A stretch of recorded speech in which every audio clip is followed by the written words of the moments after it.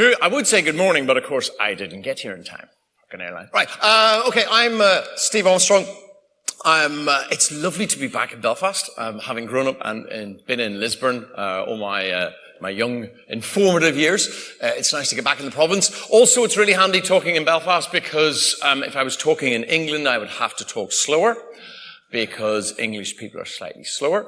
But back in Northern Ireland, I can crack on at a good speed because I've got 68 slides to crack through. Right. Okay, what are we going to talk about? I'm going to talk about advanced incident response. I'm also going to walk around a lot, so apologies. I'm going to talk about advanced incident response. This is based upon my experience of doing IR in fairly large and small organizations for people who are struggling to try and kick bad guys out of their environment. Why are they struggling? Because they're in this circle of despair. They're constantly looking at the fact that, oh, look, something's got hacked. Quick bit of Googling. Doesn't really do much good. Have a quick telephone call while you're updating your CV, checking out Monster Jobs, see what's going on there. You send lots of emails, lots of panic, and then somebody just goes, oh, just wipe the system. It's gone. There you go. Problem's gone away. Tell the execs it's all gone away. It's hunky-dory, everything else, and then you just pray it doesn't happen again. And then 2 weeks later, exactly the same thing happens. And I've been into organizations doing this. I've seen, there was one insurance organization that were rebuilding 50 machines a month in their circle of despair. And they're going, it's okay, we can deal with this. I said, 50 machines a month. That's, I'd say 2 hours a machine. That's 100 hours a month. That's 2 weeks of somebody's time is spent just rebuilding machines. I said, you've just lost a person's worth of staff. So they're like, okay. So we sort of say that if you keep doing the same thing over and over again, you're going to get the same problems. You know, if you don't change things, same things happen. Now, if you look at sort of incident response, textbook incident response talks about 6 stages of incident response from SANS, and the NIST sort of 4 stages of incident response. And those are all great, but they're all books. And they're all things that don't really translate into sort of real compromises. And some of them really struggle to scale to big compromises. Now, people say, you know, what's a big compromise? If you're a small business, 5 machines is a big compromise. If you're a fairly, medium 500 people company, a large compromise is probably about maybe 40 or 50 machines. If you're an international corporation, I'm talking thousands of machines. So when you start looking at thousands of servers, trying to work out which one of the individual stages of the incident response you're at, it doesn't really scale. So what you do need to understand, if you're going to do incident response, you've got to understand 2 things. One, what you're trying to do and what the business is trying to do. And that sounds really basic, but if you're not working in cohorts with the business to actually get the business operational, then you're going to struggle because you're not talking the same language that the execs are talking. Okay? So when we talk about this and when I do incident response, I go into large organizations as a consultant, and I'm usually going in to try and get them back from being really badly hosed. And I'm talking really proper, as a consultant, when you mute the phone and you go, cancel the next 6 months. We're in this for a while. When you look at organizations who turn and say, Steve, we found Mimikatz running in our environment. You go, well, Mimikatz, that's bad. Having Mimikatz running in your environment would be bad. Then you get someone who go, Steve, we found Mimikatz on our server. And I go, oh, it's really bad. Then they go, we found it running as a service on our server. Now, for those people who don't know, Mimikatz will allow you to pull passwords out of memory and sort of steal hashes and basically walk around a network like you own it. So when you find it running as a service on a domain controller, it's kind of bad, And then you find some organizations, I went into one place that had it pretty much running on every domain controller in their organization. They were just so badly owned. And I said, really what we need to do is we need to come up with a UFP. And they're like, UFP, you're a Trekkie. Do you mean the United Federation of Planets? I went, no, you need an unfuck plan. Because basically, your network, it's fucked. And they're like, oh, well, how do we, and then it's amazing. Once you start talking to the execs about the UFP, they actually quite like it. And I'm quite bold and brash when I'm talking to execs about how we're going to fix things. When I talk about, we need to put together a UFP, they go, right, well, what's in it? Well, so to come up with a UFP, you have to be realistic about your incident. This is not CSI.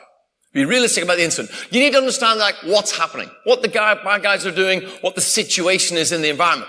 What are the bad guys actually trying to do? What are they trying to achieve in your environment? And therefore, how will that impact the business? Because if the business cannot survive, you might have the best incident response plan, but if you cannot sell your product, maintain your operational livelihood, you're going to go out of business. So you have to understand what is achievable. Once you've got that, you've got to understand the limitations of the plan and, dare I say it, the people. I worked with one organization and said, we're going to fix this. We're going to come up with a 90-day plan to fix this network.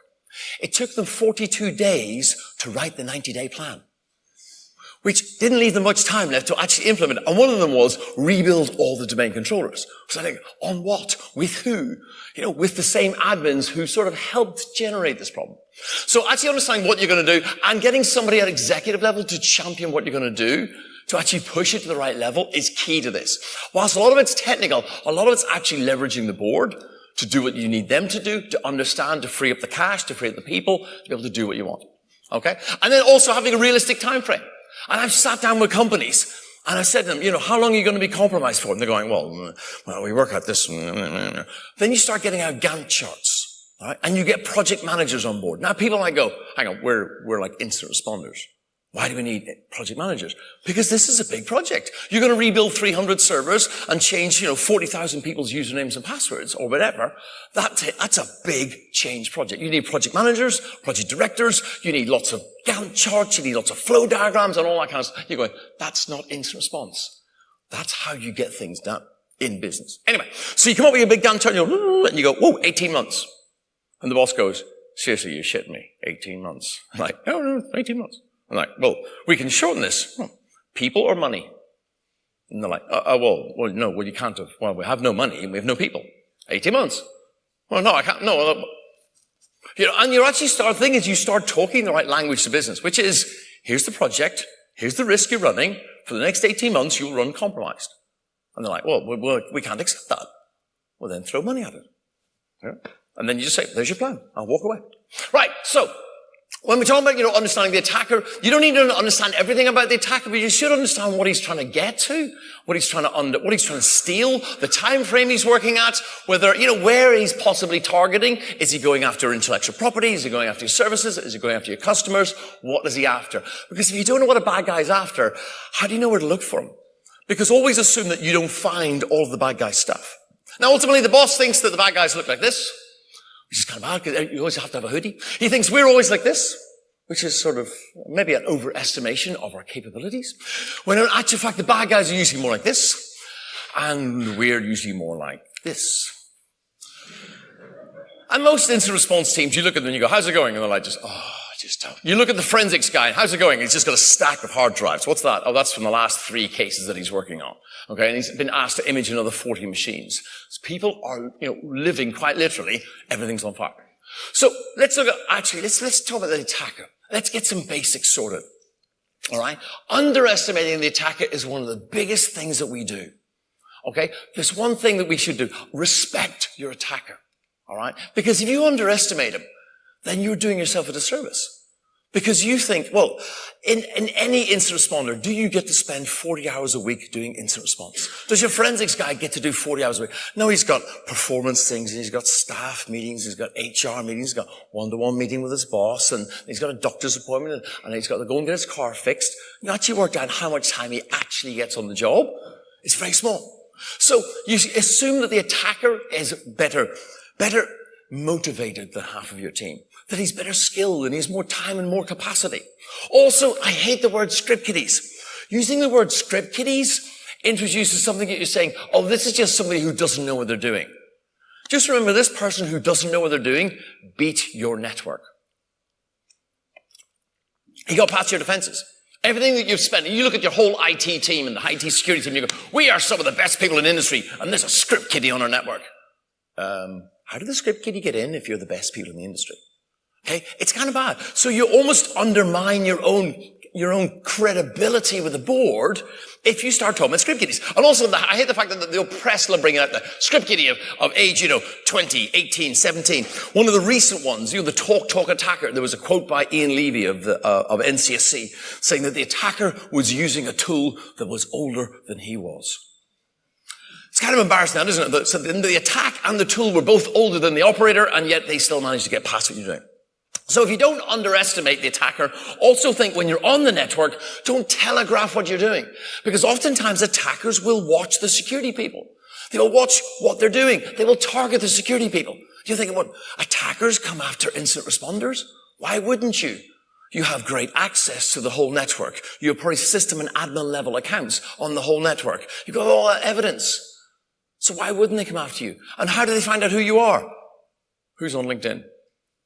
Okay, it's quite easy to find out. And then users do look up for usernames. You can identify the good guys. So when you think about if you're on the network, here's a really simple thing I talk about, which is telegraphing your response. Here I have, these are sort of like day markers. Okay, simple day markers. So I have a user, user's working quite happily, and he clicks on a phishing email. So he gets breached in the sort of the mid-afternoon. He goes home, the attacker comes in and uses the machine overnight. Awesome, hackers go, hacky. Okay? Then after that, the user comes back in, notices some weird stuff, raises a ticket with IT. Some weird thing happened.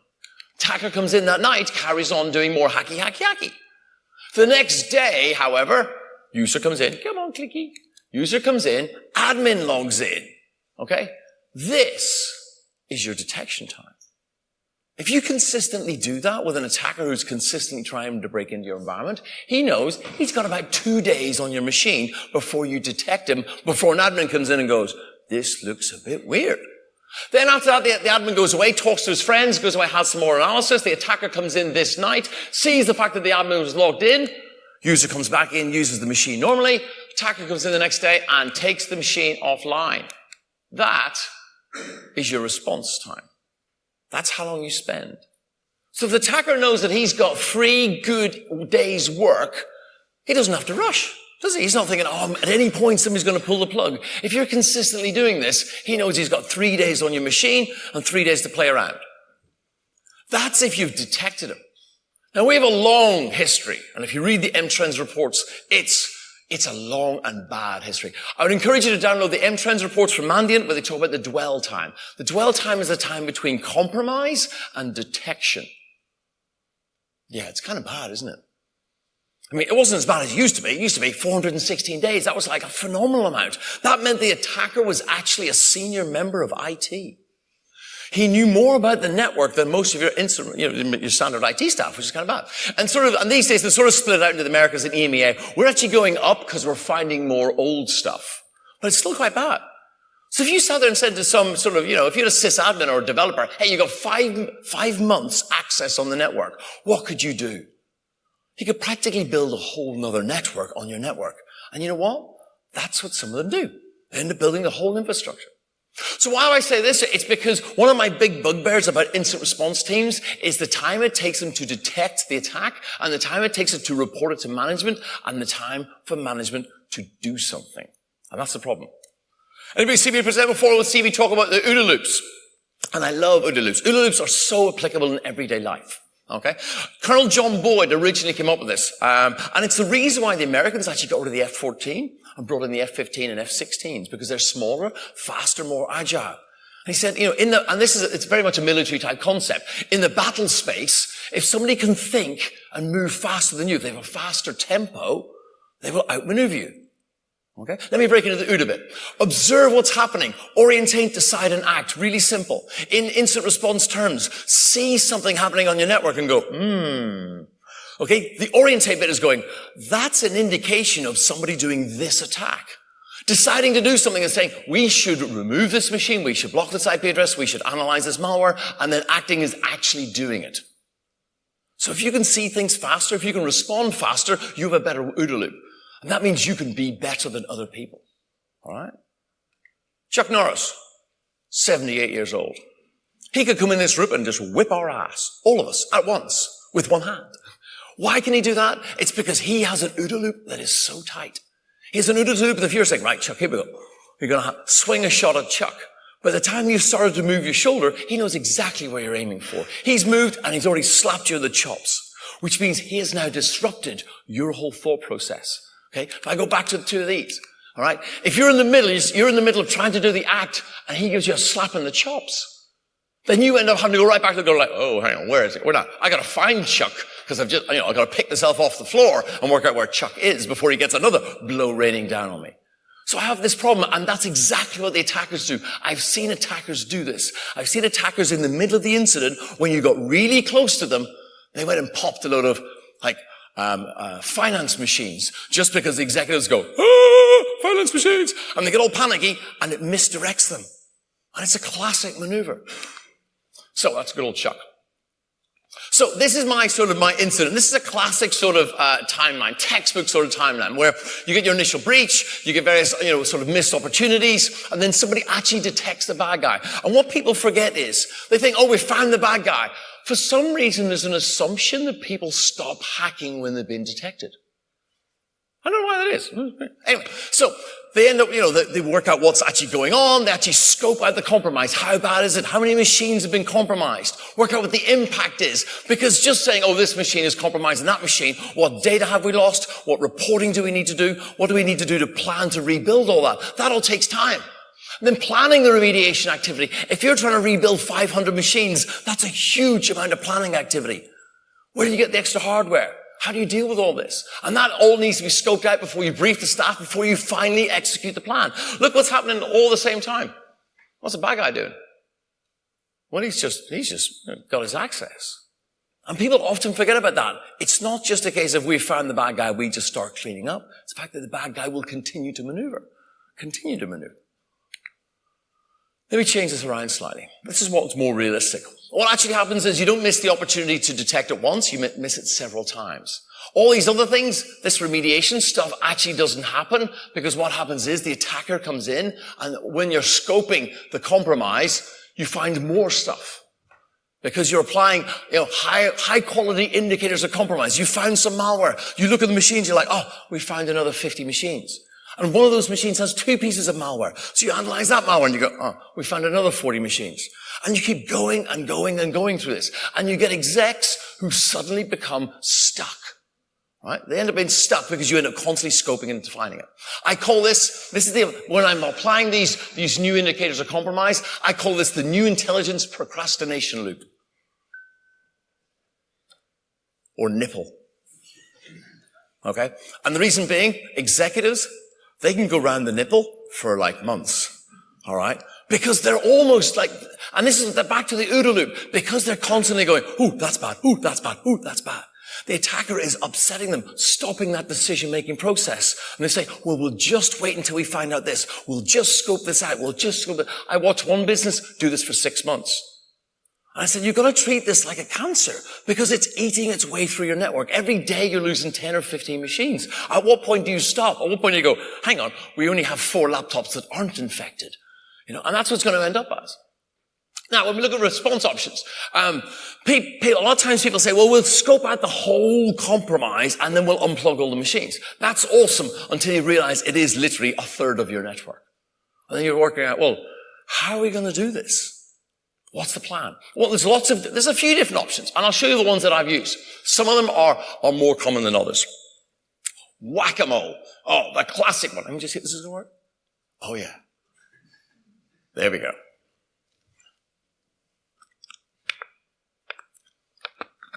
Literally the definition of whack-a-mole for instant response. Interesting, I can only play that once. When I originally wrote the presentation, if you get a GIF to loop 10 times, or certainly that GIF to loop 10 times, PowerPoint crashes. I think there's something wrong in there. Anyway, so what you get is, you end up constantly rebuilding these machines, and the business accepts this. Oh, we'll rebuild those and rebuild those and rebuild those. Oh, it's just malware. It's like, no. This is not this. Where is this malware coming from? Doing some analysis. I said, don't let whack-a-mole become your business as usual, because it does. You're sort of resigning yourself to losing permanently, and that's a bad position to be. Most of the instant response companies will say, let's do a mass simultaneous, disconnect. Okay, this was a mass simultaneous system remediation. I'm trying to come up with terms for these, the best I can come up with. Basically, you identify everything. All the C2s, all the IP addresses, all the domains, all the malware. And then on a known day in the future, you end up doing a massive block. Now that's okay, but that's a lot of work. All right? An awful lot of work because it gets bigger and bigger and bigger. The longer you go on, you're going around the nipple lots and lots and lots, which is great fun, but at some point you're going to have to unplug all these things. You're going to have to pull all these things. And if you miss a single machine, the attacker comes back in, which is difficult. And also, this can be 6 months or 9 months away. Because there's no point in remediating until you can actually fix the problem. Because if you've got a 2008 R2 RDS server on your network and you say, we're going to replace it with the 2008 RDS server, like why? Because you're taking one vulnerable machine out and you're putting another one back in. So and I've seen organizations where when you say, let's do the remediation, let's also plan to get off the old 2003 boxes, let you get onto 2012, and let's put in the two-factor authentication, and let's upgrade the SharePoint servers and the email servers and everything else. 18 months. And they go, oh. And all that takes time. You're going to have to build all that securely. And who's going to build it? The admins, most of which are probably popped. So you're now getting popped admins building a new network, which is itself going to be popped. So that's difficult. Okay, really difficult. And also, once the attacker learns of this, okay, and keeping OPSEC in this is really, really difficult, because if one single thing comes out, the attacker knows about it, you're screwed, aren't you? If he knows, and I've seen this, I saw one organization, massive, it was about 400 machines, massive remediation, and the attacker was fully aware of when it was going to be. And there's lots of people who go, we'll not talk about it being remediation day, we'll talk about our day. And the big day. And lots of emails and calendar bookings and everything else. Okay? To the point where when it came around, the attacker turned all of his domains that were going to be blocked onto 127.0.0.1. It's like, I know what you're doing. And they're like, okay? So that's difficult. Really difficult. The other problem is with this, is keeping the execs focused. Because they're going to watch, if it's going to be 18 months for you to get ready to do this, you're going to lose machines over the next 18 months, which means, getting them to stay focused and stay strong, and that is difficult. Because they're like, oh, we should fix this, and maybe we should do this, which means they get distracted. Okay? I've seen people doing this as well. Let's rebuild it. Yeah, rebuild the network. With what? You ever try to rebuild a network? On what? If you have a major APT in your environment, your admins who built the original network were the ones who probably resulted in getting compromised. Bad patching, password management, old machines, sloppy configurations. That doesn't help. And if they're building a new network under pressure from the execs, they're going to rush it. And on what infrastructure? The same switches, the same server hardware, the same desktops. Okay, it's really easy to cross-contaminate, so it's really, really difficult. And in the meantime, what are you going to do? How long does it take you to rebuild a network? 2 weeks, 5 weeks, 6 months? What's the attacker doing? Difficult. A mini solution I come up with was like a sector synchronize, where you end up with finance or something gets popped. And the execs get all a mess. It's finance, it's PII, it's financial data. Oh, we need to do a declaration. We need to clean this up. Then I say upgrade the whole section. Start sending out emails saying, we're due for a hardware refresh and we've selected your department to get this. So if the attacker is monitoring what's going on, you have a reason to uplift them all at once. And that works quite well, especially if you're waiting 6 months, 8 months to do the main sort of remediation, because there's times when you have to. And then possibly my favorite one is harm. Because harm was done when I was working with an organization, and they had to use a couple of descriptive phrases, they had a noodle loop like a duck's arse. It was so tight. They could detect an attacker in their environment within 30 minutes. And that was awesome. Now they had literally, on the Thursday, kicked out a Chinese APT. And they're going, excellent, big remediation, Chinese APT, get out. On Friday, a Russian one came in. When we're working the weekend, okay? But we sort of said to them, look, as we said to the execs, the attacker has a foothold. Now we can plan on, let's see where they are, let's start doing the indicators of compromise, let's do this the methodical way, let's plan for a mass remediation in 6 months' time. Or, do you want to try something? And the nice thing was, I was working with a guy who was based out of Austin, okay? And Austin, they can get really easy to wind up. And because they'd just spent several years being kicked around by attackers, I was like, I said, there's another plan here. I said, do you want to fuck with the attacker? And he's like, fuck yeah. Let's just fucking what are we going to do? I said, it's quite simple. What we're going to do is, every single time a machine gets popped, we're going to pull it. Okay? We're going to then pull every machine that machine has talked to, and we're going to pull that. I said, and this is no ifs and buts. This needs top-level buy-in. To the point where you're walking up to people saying, compliment to the CTO, my laptop. And they're like, the fuck? Quite literally walk up to people saying, do you see those 2 servers? Yes, switch that one off. That fast. No discussion. Everything gets pulled. Your IT team will hate you to a certain degree. Your incident response team will be less impressed, to say the least. But it's possible. And what you do is, basically, the machine gets compromised. You pull the malware, you analyze it, you block it immediately. That malware is off the machine as soon as you detect it. It's analyzed as soon as you can. Literally, the guy's just constantly live analysis. Here's the C2, here's an IP address, here's a domain. You block. All of the accounts on that laptop, all of them blocked. You do some very quick analysis to work out where the attacker came from. If it's inside the organization, that machine gets exactly the same. Every account, any bit of malware, blocked immediately. It's harsh, but it does actually work, okay? And it basically comes down to, you're out trying to outrun the bad guy. You're saying the fact that every time the bad guy uses an account, we're going to take it off him. He's used a sysadmin account to install the malware. We're going to reset that account. And as a result, he is losing his infrastructure. He's losing the accounts. And it worked. After about 2.5 weeks, we started seeing phishing coming from the same attacker. We're like, excellent. We kicked him out. Now, we were lucky, because the attacker did a technique where he was popping a box over, one in Austin, a couple in San Francisco, a couple in Canada, a couple in London, a couple in Paris, a couple in, various parts of Europe, etc. And he was only doing 2 or 3 boxes per site. So the IT team, although they were heavily loaded, it wasn't all one site at once. Had they have had a whole site, we couldn't have coped. But because it was basically 3 weeks of sustained effort, that worked. Okay. And it's a good thing to bound. It's a good one to offer to say, look, we can detect them. We can do this. Let's try it for a couple of weeks before we lose the network. It's an option. So there you go. So that's the options that I've used. Harm is definitely the most fun. I mean, if you like incident response, and I personally do like incident. I like a good incident. And I do get I only sleep for about 4 hours a night normally, but when an incident's are on, it's like, oh, baby, get the Skittles, get the Red Bull, and we're 3 days without sleep. It's like, oh, great stuff. So harm is good. Sector synchronized cleanup is good. Mass remediation is always there, but never be doing whack-a-mole, please. Or blend them together to come up with it. But always remember, when you're doing this and when you are cleaning up, always end up, do share your intel. If you're doing the harm one, you can share that intel faster. Do get that information out to help other people. The more you share, the better we are against the bad guys. Ultimately, a lot of this comes down to briefing the execs, and execs are the key bit to this, because to getting them on board is getting their trust.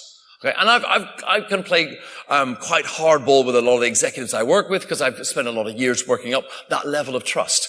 So when I phone them up and say, yo, Joe, we need to have a talk. I have a plan that you need to read. And he's like, oh, is it a bad plan? I said, it's at least a double whiskey and sit down. He's like, oh. And I've got that level of trust because I have briefed executives the same way consistently for many, many years. Okay. I do treat them like kids. Okay. And if anybody who's got, some of you may have kids, you might have brothers and sisters. You can't tell your little brother at 7 o'clock you're going to bed. It's a, wah! He ain't going to do that. You start telling him at 5 o'clock. You start warming him about the fact that bedtime's coming soon. Exactly the same. We're seeing some unusual activity. Just to get a heads up, this looks a bit weird. Start warming them up. You don't walk in and go, yeah, all our SQL databases, they're all owned. He's like, wah! Same thing. You got to warm them up slowly, okay? Don't surprise them, because surprising an executive gets them flappy, and you don't want them flappy, okay? So treat them like kids. Give them something to focus on. Execs love making decisions. They think that's their job. I'm a decision maker. If there's no decision for him to make, he will find one. I mean, and I literally watched a briefing going on where they didn't give the executive anything to put any input on, and they ended up talking about, there's a machine that was compromised over in Singapore, and they're talking about how are we going to get the image back? How are we doing this? And the executive starts going off on which carrier are we using? Well, are we using FedEx or DHL? I quite often like FedEx. Maybe we should focus on, we're like, seriously, the exec's deciding on how we're posting a hard drive? All right. Give them something to focus on that's meaningful, allows them to get involved. Okay. And also, this kind of rapport takes time to build. And some people can do it. Some people can't. You may have some really great geeks who are just not people. All right. Don't put them in front of the execs because that's not their strength. Here's what I do. This was given to me by a C-level executive. He said, here's how I like to be briefed. It's beautiful. Works so nicely. All right. He says, tell me what happened. What's the bad guy done? I like 4 bullet points. And I know those things off the back of my head when I'm going into the meeting. And I think any questions that he could ask about those 4 bullet points. So I'm ready for anything. Then I tell him what we're doing about it. What's the plan? What are we currently? We're looking at this. We're doing this. We're talking to this. We're analyzing this. This is the stuff happening now. Then I tell him what's happening next. All right. So he knows, once you finish this, you're going to do this and this. That's cool. And it's a nice, logical brief. So when he leaves, he knows that something bad happened. You're dealing with it now, and you've got other things you're going to do. You have more ideas. You're handling it. Right? And then in subsequent ones, we tell him what the attacker has done since. It's always important to update the boss as to what the attacker's done, because he assumes, we just cleaning this up. No, the attacker's done this and this and this, and here's what we're doing as a result. So you look as though you're dealing with it, and you're handling it with it, and you tell him what you're doing after that. Now, sometimes he may turn around to you and say, this is not working fast enough. We need to do incident response faster. Okay? And doing incident response is faster, but it's not an easy thing to do. You can't just magically enhance things. And that's one of the problems that execs sort of have is, how do you sort of break up incident response into stages that you can focus upon? Because you can't go to the boss and say, I need 2 million to improve my incident response program. People are like, for what? I don't know. Parties? I don't know. Improve morale? So I need to identify tools. I need to identify training, technologies that we could use. So what I need to do is work out what and how the organization will benefit. Because if you can't prove that, you're never going to get your business case. And if you can say, this last incident took us 6 months, but if we had the following, we could have done this in 2. That shows a business benefit. That's a risk reduction thing. And that's what business understands. Without that, they don't. First of all, as you always say, you can't manage what you don't measure, which means having a few metrics is a horrible word, I know, but you got to sort of do it. So what kind of metrics have we got? There's lots of timestamps. Hey, Joey, if you want the slides afterwards, you can get them. I can give you this. Lots of timestamps. Some of them are useful, some of them not. I sort of think these ones are kind of cool. Knowing when you were hacked, knowing when somebody's done a notification, when you got your logs, when you finally cleaned it up, when you detected the malware, and when you started working your way around it. So if I take my plan, let me just go back to this whole big sort of overall timeline, okay? And I'm going to change some of the headings a little bit. I'm going to focus in on what the stages are. Because by breaking down incident response, by looking at the weaknesses and how you can improve your business practices, then you get better. And it's a really sort of horrible procedural type thing. And they go, And as techies, we're like, I want to do techie stuff. But you can't get techie stuff without a business case. And if you can show where you have bottlenecks, then you can do things. So at the start here, detection time, malicious visibility. If you have crappy visibility, if you have no logs, you will see nothing. If you see nothing, there are no incidents. You're awesome. All right. How many incidents have we had? None. Brilliant. We're really good, aren't we? We have no logs, so we have no incidents. Okay. Directly proportional. Okay.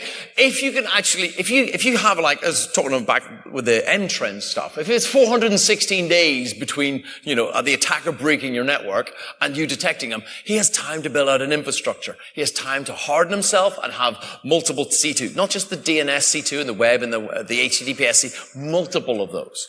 Okay. So try and improve your malicious visibility. Oops. Try and improve your detection time. Hang on, let me go back one. I think I jumped forward on this one. Detection time. Because automation is where you need. You can't, I've been into organizations and they say, how do you detect bad guys? Oh, the sysadmin comes in the morning and reads the logs. What's he doing Monday then? Oh, he comes in and reads the logs. 3 days worth of logs over the weekend? And then I looked at their logging system, and they were using, at that time it was Cisco Mars. So it was like, you do realize you only have 7 days worth of logs in there. And they're like, what? The guy went on holiday for 2 weeks, came back, no logs. I was like, how are you detecting this? So automation is cool. And also, you've heard of night shift syndrome? I mean, if you're on there's obviously your shift, which is the best shift. And then you have all those other shifts that are they're all crap, aren't they? You give things a night shift and nothing ever gets detected, nothing ever gets done. Okay? And you go, do they sleep all night? Is that all night shift is? So night shift syndrome means you, as a manager, you end up looking at the team to say, why do these guys find everything and these guys find nothing? All right. So automation, getting your indicators of compromise, your watch lists all through to your detection tools. So you're getting faster notification. Then when you've sort of done that, then you look at your investigation, your impact scoping time. Your investigation says you should have the ability to pull a file from a desktop and be able to stick it into your own internal cuckoo box or whatever fast. Not be, can you just unplug that laptop and post it to me? And then in a week's time when it arrives, I'll image the hard drive and then I'll start and do some NK stuff. I've seen people doing that. Or say, we're really fast. We're much faster now. We now drive to get the laptop. All right. There's a network between you and them. Use the network. So automate this. Okay. Getting better logs, getting in faster. Working with the business units to understand your network. This sounds really stupid, but your incident responders actually understand your network because you've done the can we have a network diagram and been laughed at. So then did you just give up? Have you put your own network diagram together?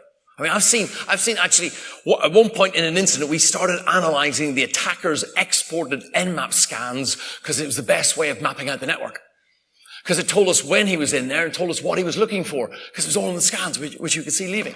So understanding exactly what's there, having enough staff to scope your actual brief, scope your impact will help. Lots of really good, fast incident responders will help you on this. Working out what's actually happened, the business impact scoping time. Well, that means you've got to actually talk to the business. A horrible concept. Talking to people in the business. Asking them, how do you rebuild this machine? Your server's been popped. How long does it take you to rebuild it? 1 week, 5 weeks, 6 weeks? I've seen one in an organization that were like, we can't rebuild that. Why not? We haven't got the source code anymore. Whoops.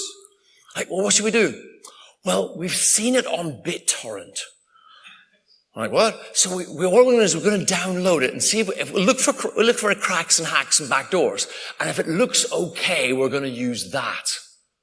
That was their incident response strategy. So talking to them, making sure that business units know how to rebuild the systems, have rebuild plans, etc. It means they are faster at scoping the impact. Being able to work better with executives, giving the executives and building up a good relationship with them so that you've got good trust, so you can walk in and go, Bill, here's the issue, here's what you need to do, trust me, we need to rip these 5 machines out now, those ones we can do next week. Having that, okay? Having those clear briefings that you built up over a series of weeks and months, okay? Working out how to do the remediation, which means you've got to have good business impact assessments, a good IT department who are pro-security, actually having the right tools, secure laptops, because if all of your IT department are popped, what are you building the new network on? What are you building the new machines on? You're planning, I saw one organization, they were like, we're building a Microsoft Red Forest. I'm like, awesome. What are you building on them? Well, Joe here's building it. Well, Joe's been popped for 6 weeks. Yeah, but he's building a new network from the popped machine. All the new passwords, the planning and the organization is all on that machine. So make sure you have a good liaison between the business units, between the IT and the incident responders. I know, I'm conscious of time. Finally, preparation remediation time is getting it there. Having people that have capacity and having the ability to go and grab people and say, right, having planning exercises as to how you rebuild this is awesome. The remediation itself, have lots of smaller incidents. Get the security people involved in little incidents to get them used to how you do this, how you coordinate, how you do live bridges. And if you do that, you end up with this massive incident response timeline that you can actually break down. It actually maps quite well into the NIST, attack, detection analysis, and your containment, eradication, recovery. And you can break it down to looking at your bottlenecks. Advanced incident response is actually using the same tools and the techniques, it's using them better. And half times it's not the tools, it's not the techniques, it's the people, it's the process, and it's the communications. Start tracking what you've got, look at your baseline, look at the places that you're getting bottlenecks, staff, equipment, logs, training. Put those to the executives and say, here is your bottleneck, here is the risk you're running. Give it to them in terms they understand. Then you get the tools, then you have the capability, then you can respond to incidents faster. Remember that the bad guys are constantly evolving. Be aware of your OODA loop. Okay? Get that as tight as possible. If you can detect a bad guy in half an hour on a desktop, you have an OODA loop, which means you can kick him out before he gets bedded in.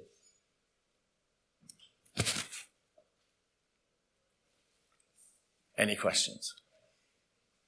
Steve, why were you so late? I started at 10 past. Wait a second. Does anyone have any questions?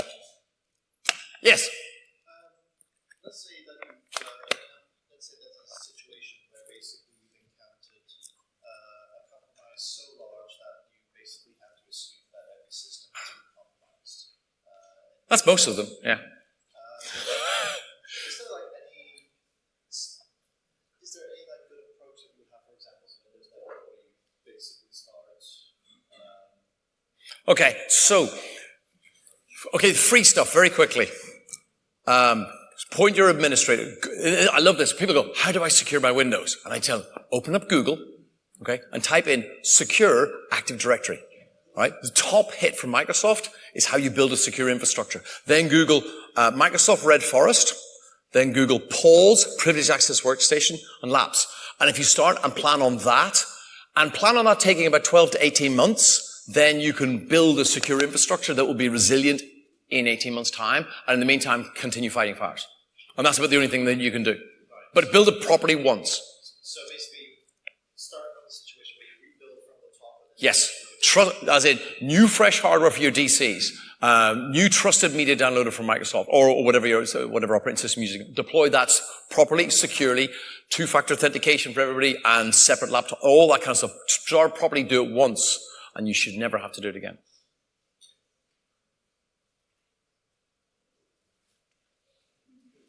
Ping me a DM on Twitter or something if you want the slides for those people who are going to snap. Okay? Thank you very much.